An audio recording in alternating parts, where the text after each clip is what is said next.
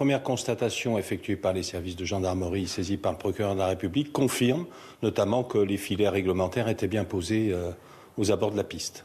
Est-ce que vous avez ce matin des explications? Comment est-ce qu'on peut justifier, comment ce choix d'emprunter cette piste fermée a-t-il été expliqué, justifié? Alors, l'encadrant qui a été évacué vers le CHU de Grenoble, polytraumatisé, avec plusieurs fractures, n'avait certes pas perdu conscience, mais son état de santé n'a pas permis de l'interroger.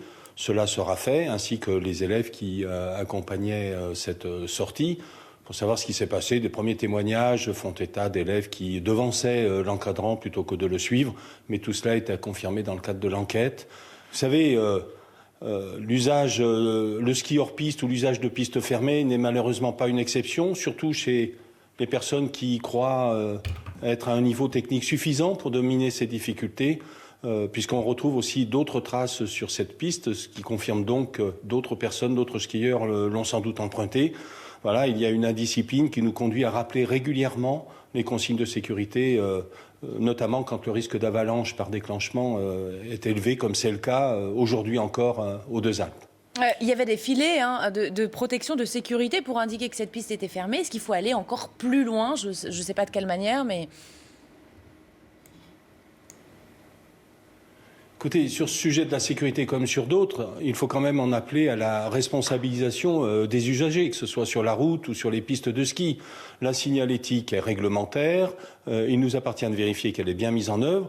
Pour le reste, nous ne pouvons pas nous substituer aux différents utilisateurs. Donc c'est vraiment un travail de pédagogie, d'information, de prévention des risques qui est engagé constamment par l'ensemble des services de l'État, l'ensemble des stations de ski et en l'occurrence l'ensemble du ministère de l'Éducation nationale qui veille effectivement à faire respecter ces consignes de sécurité.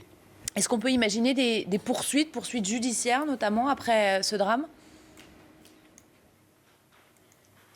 Alors, nous sommes dans le cadre de la flagrance. Les enquêteurs vont pouvoir rendre leurs conclusions au procureur de la République, qui s'exprimera sans doute dans la journée.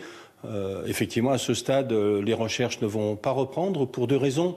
Aucune disparition n'a été signalée dans la nuit, depuis l'avalanche de 15h45.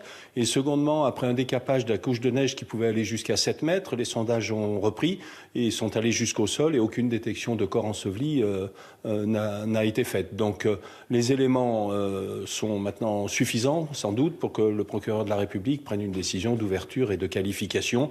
Pour l'instant, l'orientation, c'est homicide involontaire.